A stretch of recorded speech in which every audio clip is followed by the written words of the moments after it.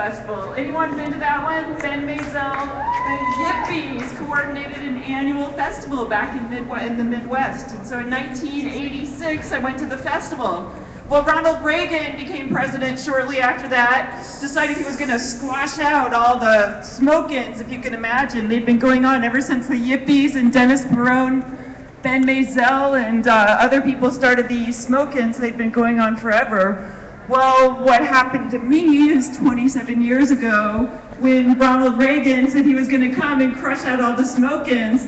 At the next smoke-in I went to after attending this beautiful smoke-in, the cops pulverized my friend. They beat him to a bloody pulp for cannabis. I couldn't even believe it. It was such a shock to me. When the very first time I tried cannabis, it changed my life for the better. I couldn't even believe it. Day one, I was sold. To find out that such a beautiful herb, my friend could get beaten to a bloody pulp, it changed my life. And I realized on my college campus, they had scrubbed it out of the library. They weren't even teaching the doctors about hemp as medicine anymore. And me and my friends realized way back then, Rick Frommer, where are you at? Rick Frommer and Steve D'Angelo and Andrew D'Angelo and a bunch of other people, Andre Special and Jack Herrera. We formed the Hemp Tour and the Cannabis Action Network, and we realized 25 years ago, if we wanted people to know about hemp, we were gonna have to take the word to them. We had to go to the universities, and we had to go to the big towns, and we had to bring the hemp cloth and the hemp shirts and the hemp fiber. We would put LV Musica in a van, a VW van with no heat. She's one of the people that get medical marijuana from the federal government. We take her everywhere. They go, cannabis is a dangerous drug. No, cannabis is a medicine. And everyone that we touched one-on-one about this issue, they changed their mind, and we did thousands of events during the hemp tour. It was so fun. I don't know if people were there, but that was a good time. What we realized then, in planting the seeds, is that it was going to take our work to change people's minds. Well, Cannabis Action Network moved to Berkeley, California, thanks to people like Dr. Todd Mikaria and Ed Rosenthal. Ed's probably in the room, and Jane Rosenthal and Dennis Perone. And we got involved in Prop 215, and we realized, wait, our vote actually counts. Do you guys remember when you realize that your vote counts? It's kind of a big deal, right? Who would have thought?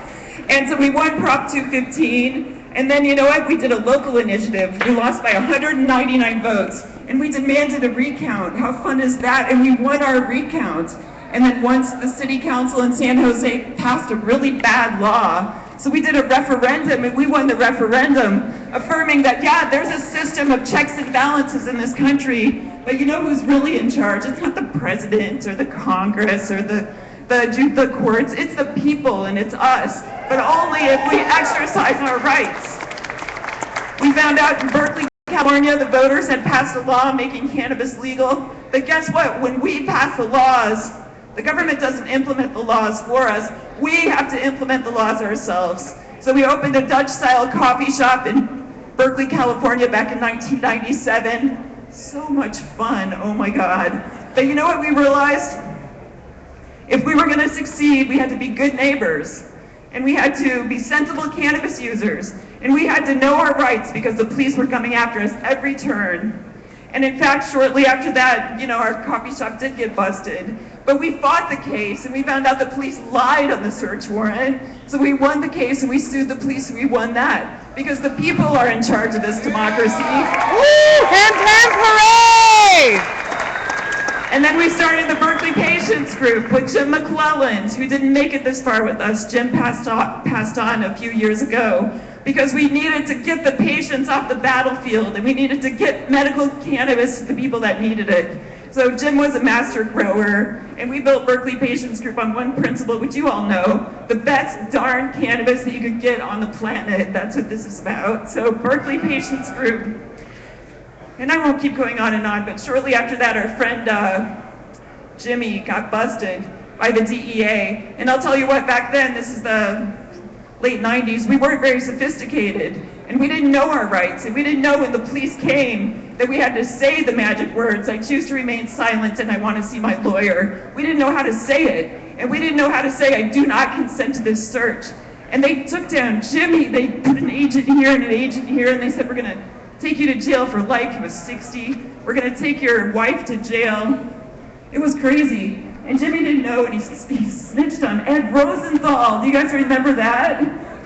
So we realized we had our work to do, and we formed Americans for Safe Access, and we realized if we were going to take control, we had to understand the Constitution, and we had to know our rights, and we had to know how to choose to remain silent. We had to know how to demand our rights, and we had to know, I see some of my lawyers, love you guys, in the house. We had to know how to ask for our lawyer. What else do I want to say? They tried to get me to narc out Ed Rosenthal. I couldn't believe that. The DEA showed up at my door one day saying, we're here so that you can testify on our behalf against Ed Rosenthal. Are you kidding me? I'm going to testify against the guru of ganja? Are you out of your mind? And we stood up and we told them no way, and 15 of us refused. And at the end of it all, they put us on trial. They said, you're guilty of civil contempt of court. They put us all on trial, but they said your sentence is this: if sending you to jail will make you testify against Ed Rosenthal, we're sending you to jail. But if it won't, you're free to go home. So you know what? Standing up for your principles is important in this democracy. Right now, I'm working to legalize cannabis in California. I work with the Coalition for Cannabis Policy Reform. We got to get it done. We have to get it done. If you want your voice heard, you got to put your voice and your money into the campaign.